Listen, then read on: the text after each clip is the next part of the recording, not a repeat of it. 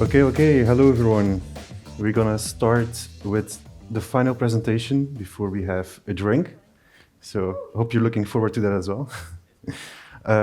So yeah, I will be talking about real-time feathers. As you have seen from today or from yesterday, Houdini 20 offers a lot of feather tools, and I had a small project where I did some more of a real-time version of it to work with game engines like Unreal or Unity or other engines you might be using. So my name is Verstraete. I'm a freelance technical artist using Houdini a bunch of times, so I will, of course, show you a bit more what I will talk about. So I want to first sketch a bit of context about game dev limitations, just so we are clear why we are doing certain things in a moment, because we will, of course, need to reduce everything super low poly. I will discuss a method called plane cards or mesh cards, which is commonly used. I will quickly go over the creation of that and have some breakdowns about specific things. We also have things like a grooming plugin in certain engines, like Unreal. There is a plugin that enables you to import like data from Houdini and display the just really nicely. And at the end, just quickly summarizing some things here and there for you. What's the difference between them, but it's pretty obvious in a moment you will see. So, game limits. We are in game development, the beautiful landscape of real-time rendering. But we are terrorized by performance and optimizing. So, let's talk about a few things. Poly counts. I think everyone here knows that, if you make something for a game or if you want something more performant, poly count has been a huge factor for decades that we need to crunch down. We cannot have millions and millions of polygons. We usually need to bake things down, make low polys, make LODs, all these kind of things. Has been here for decades. Of course, under 598, those are like new technologies developing, but poly count has always been something that we need to be careful around it.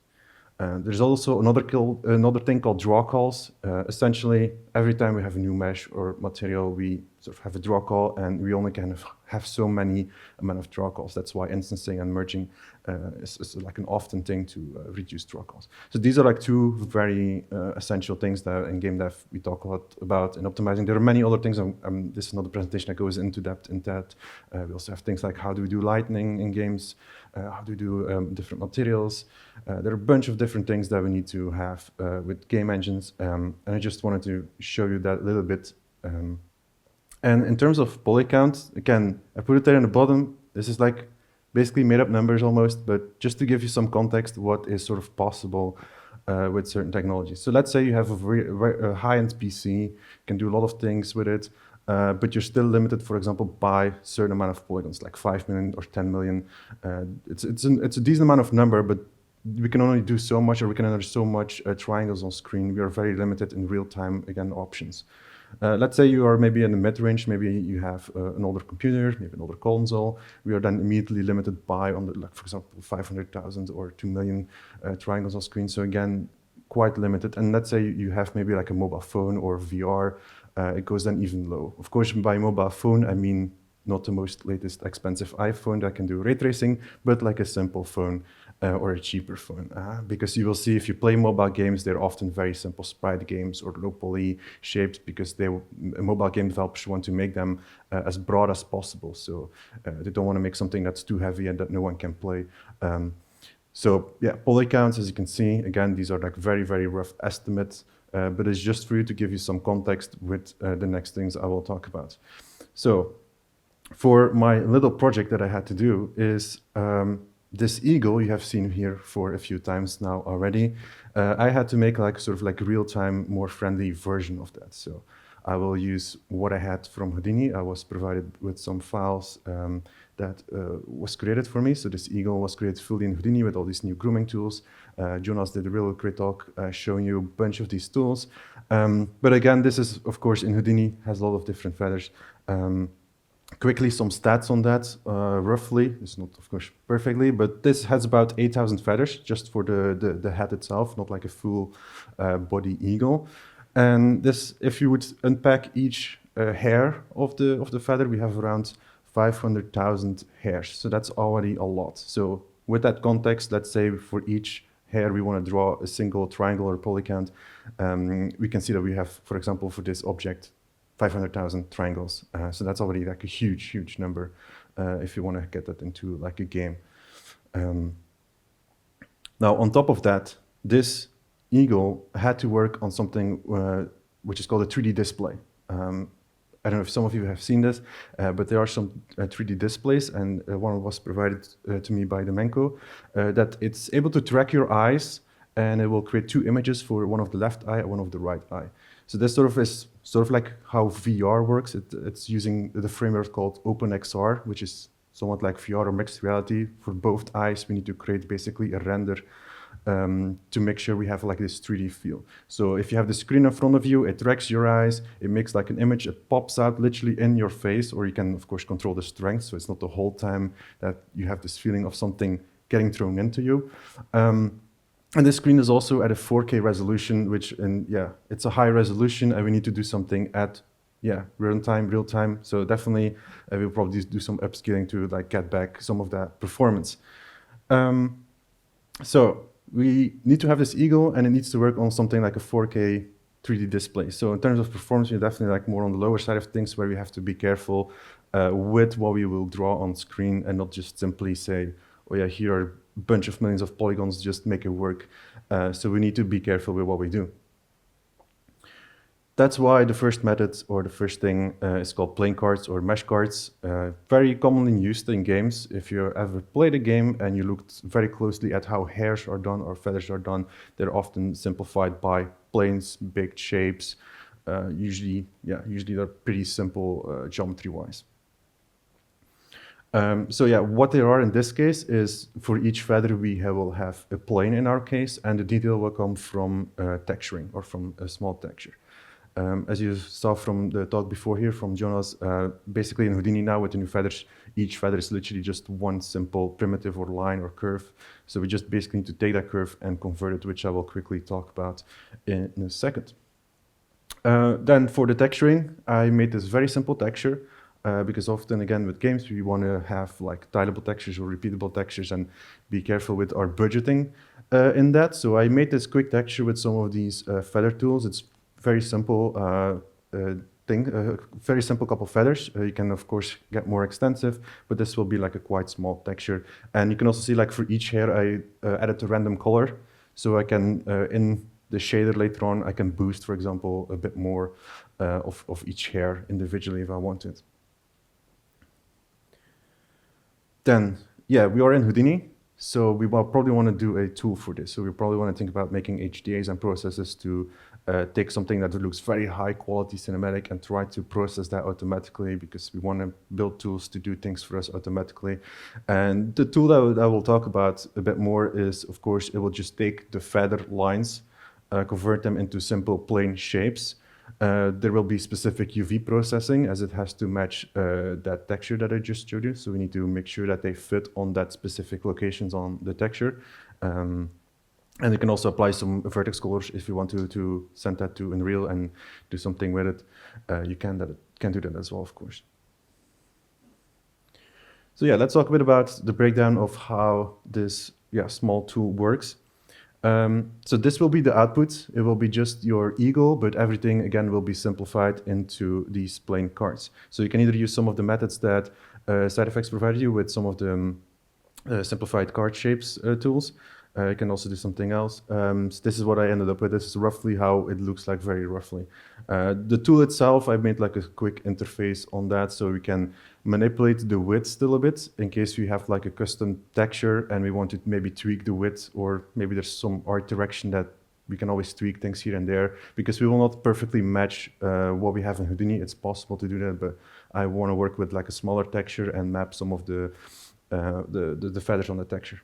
There's also like a remapping range, which I will talk a bit more about in a second.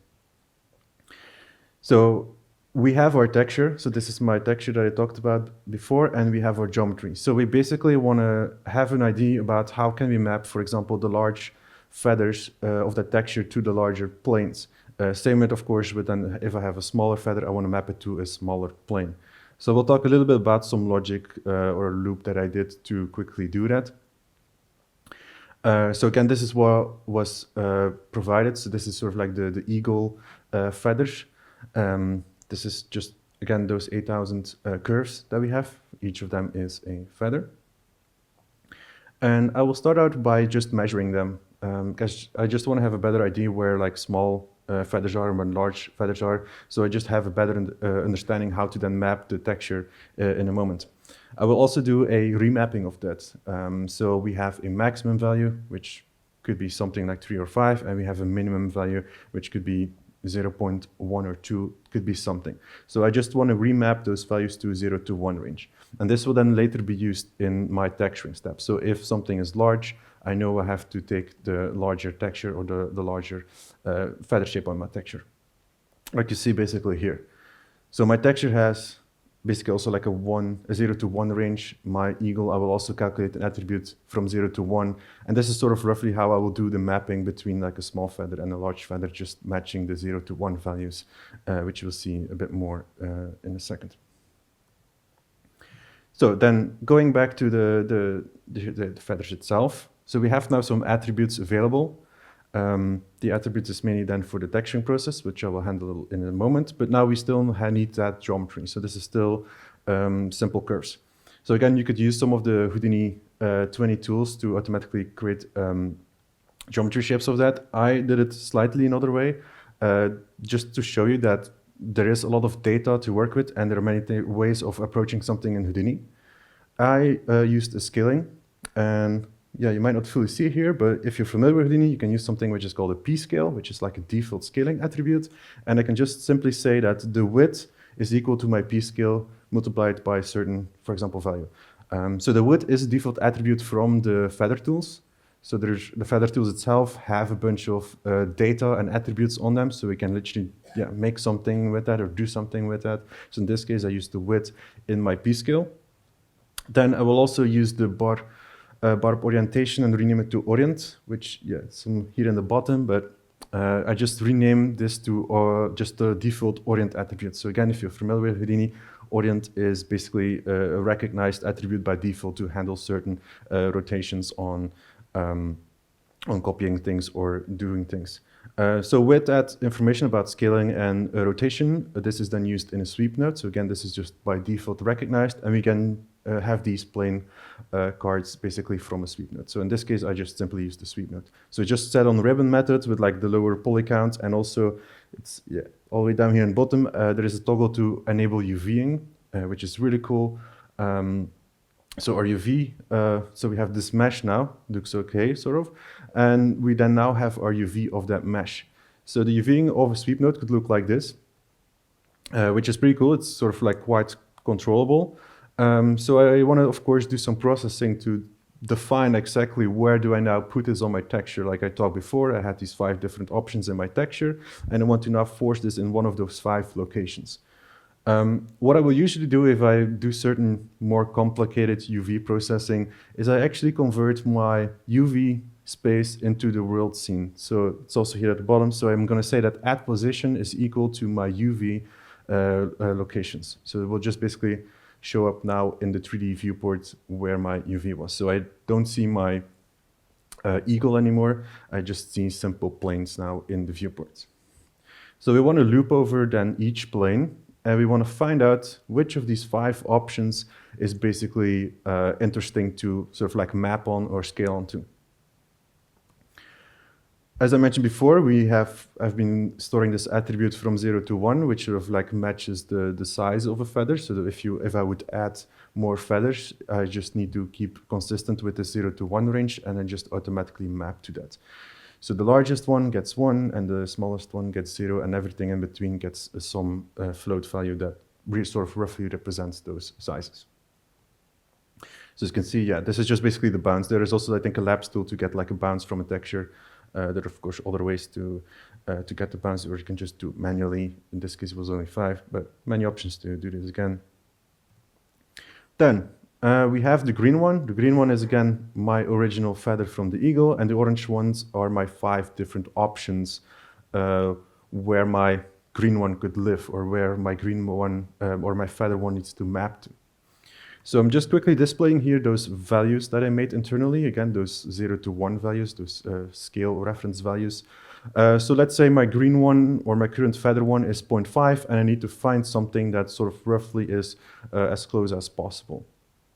This can be done by a little code snippet, can be done in many other ways. I just made an array, a sorted array of these 5 options, loop through them, see if something is bigger, and just take the one that's sort of like closest.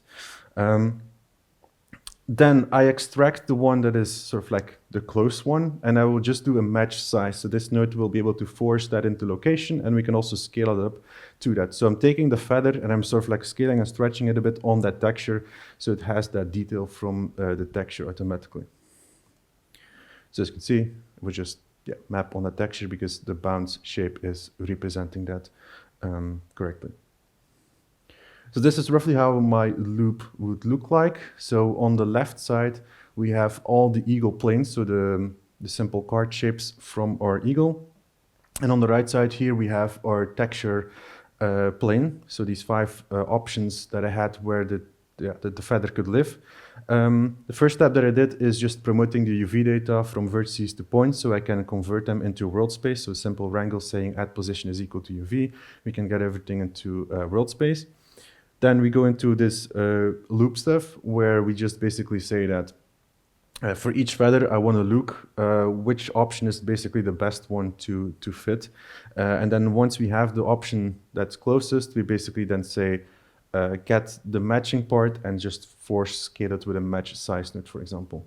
There are many other ways on like maybe cleaning this up and doing it more compactly.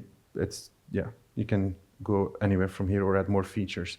Another thing that I want to mention, if you don't have used compile loops before, so basically using a compile loop will save many seconds. So we are looping over 8,000 feathers. That means that there is a loop of 8,000 times. So doing this in a compile loop means that we can actually do this faster.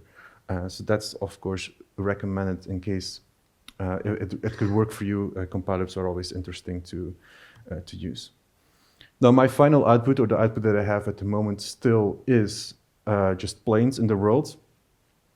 But we want to convert this back into UV, so I'm going to use the UV projector node, and I will convert, or I will save the UV like this. So my UV now fully represents my options from my texture.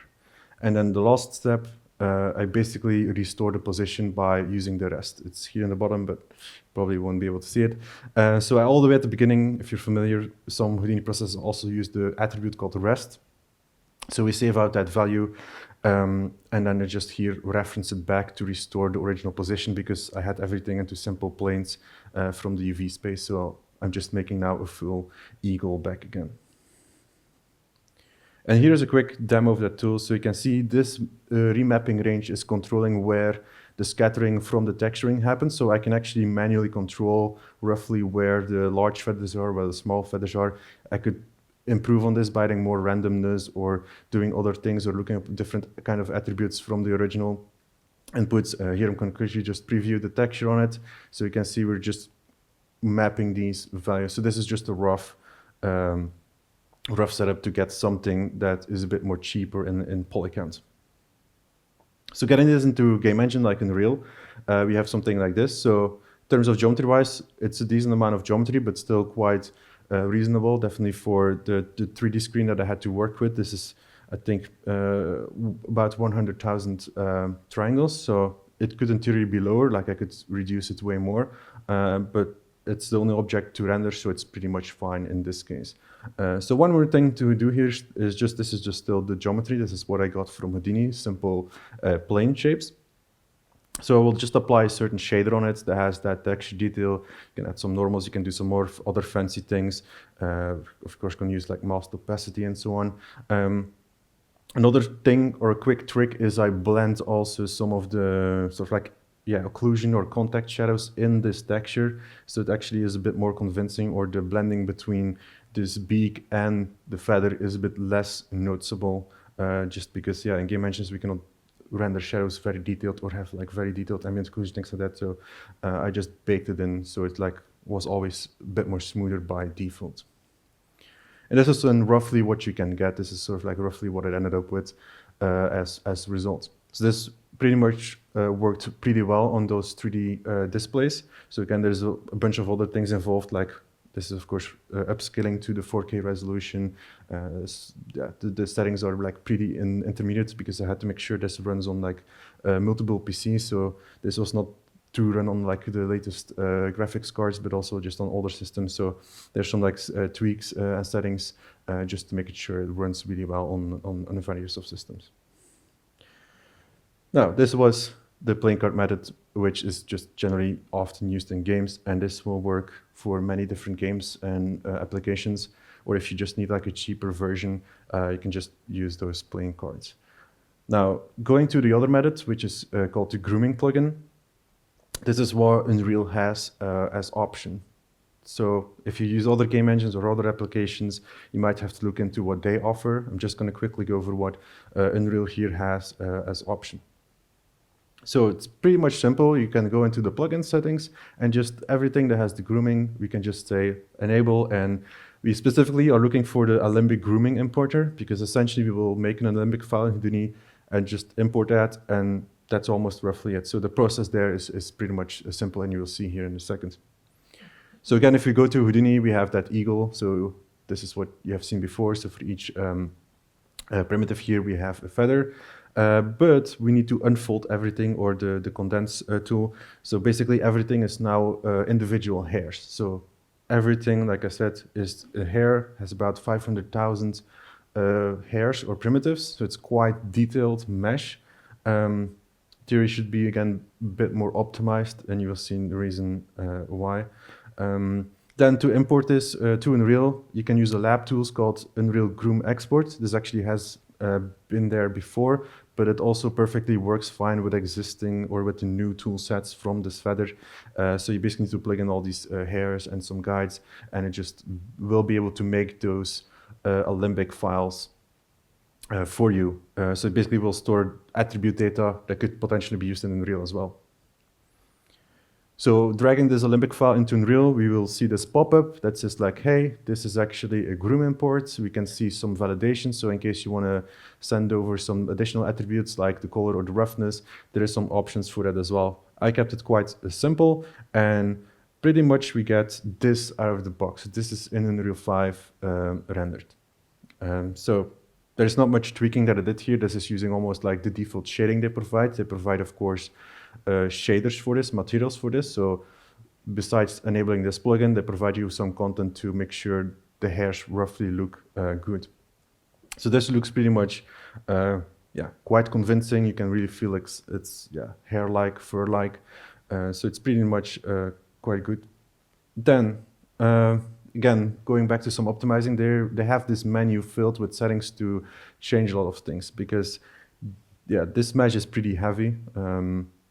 So there are a lot of options to start to think about optimizing and doing different things. You can always see at the first two settings are about decimation, so curve decimation and vertex decimation. So we can lower those values, but they essentially mean like if we, for example, would say vertex decimation, that they will delete literally the points or vertices on this mesh, which if you do too much, you will start to see gaps in the mesh because they're just deleting those parts. So it's a bit tricky. Like if you're aiming for, like, let's say I want to have something with virtual production, it needs to be super high in quality, then you probably want to just leave it as close as possible. If you start to reduce it too much, you will just start seeing the gaps, especially again for those 3D screens. This is like then a mesh that comes very close to your face, so you don't want to suddenly have hairs missing or gone. It will be quite noticeable as you will be just sitting in front of this. There has also been some talk about the Unreal Grooming plugin with Houdini before at the Games HIVE. This one is from Morgan Moore. He made this eagle in Houdini and did some conversion with this Alembic file. He opened it in Unreal, he had some animations on it. He also used some more LOD and optimized settings, but still this of course comes at a cost. It's not something that will suddenly magically get cheaper. And of course, you can also actually see here, there is also a tab called cards. So often we might combine both methods, the card method and the grooming method, to work together, because we will usually work with like LOD. So if something is far away, we just automatically switch to the cheaper version. And then if you want to quickly get, I just quickly put as the stat comment in Unreal, and this was about almost 20 million triangles to draw. So that's a huge amount of triangles, especially again, has to work on those 3D screens, which was not really much in favor. So even if I would try to optimize this, it will be still difficult. So like any million amount of polygons will be too much for this 3D screen in this case, if you don't have like the most fanciest hardware. Then yeah, quickly gonna summarize some of the things that I've talked about here.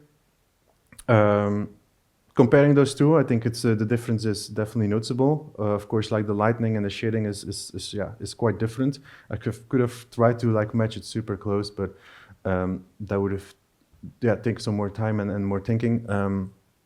But it's definitely like interesting to just know that you can have something more performant, or you can have something that looks really high quality. If you want to have something cinematic for virtual production, it's definitely doable within Real. So quickly, yeah, if you use planes, of course, it's more optimized, it's more low poly. You have more control in Unreal in terms of the shading, so you can do a lot of things with the textures as well. So I kept it simple by having one simple small texture with 5 feathers. You can expand on this, you can do something more fancy, you can do some more VFX with shadings and so on in Unreal. The downside of this is that, of course, yeah, there is some sort of like setup involved into making these cards, making sure there are UVs or it's baked down. So there is a few steps involved compared to the other method. And in this case, it's not 100% the same. As you can see, it's just built with cards and a simple texture. You can get quite closer by, for example, baking the texture more accurately to the original eagle. So that would be possible, but it still might not be 100% the same. If it's really important for you, it's the same. Then the other part is like the grooming plugin. Yeah, I mean, this pretty much is getting more realistic. It's pretty much the same as Houdini because we're loading the exact same data. So it's just the Alembic file that has every single hair. So it just opens it and has the same data. And yeah, one of the bigger downsides is just performance. We have to make sure that what type of platform or project you're working on might change here. And that's basically it. So thank you very much for watching my talk.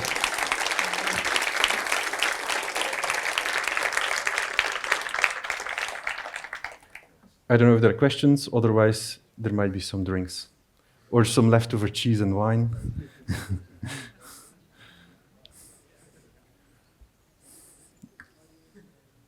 Tick, tick, tick, tick, tick, tick. Okay, question. There is one. We've got a couple of minutes for questions. Let me get the mic to you, though. Oh, no. I can be loud without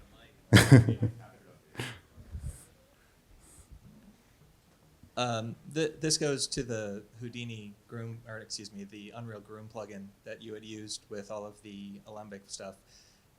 Did you do that with physics simulation enabled, or was that just purely static? Yeah, mostly it was static. At the beginning, I did some animation on the playing cards, but for some people watching it on a 3D screen, they felt too comfortable because if it's the first time you see this 3D screen, people prefer to see something a bit more static. So I did not try any more fancy simulation on top of that. I kept it quite static to, if someone is in front of the screen. At the beginning, I also had it like moving around, like panning around, but I basically cut that because some feedback that I got was basically people don't always like it when it's the first time they see this 3D object in their face suddenly moving and animating. So unfortunately, I did not try too much with that. Then brief follow-up then. Have you or anyone that you've worked with actually tried to have sort of that hierarchical structure of curves in the Groom plugin and have it work with simulation? Because my personal experience says I don't know how that would work. Yeah, fortunately, I don't know too much about that. Just checking then. Thanks. Maybe one more question. Yes, down there in the front.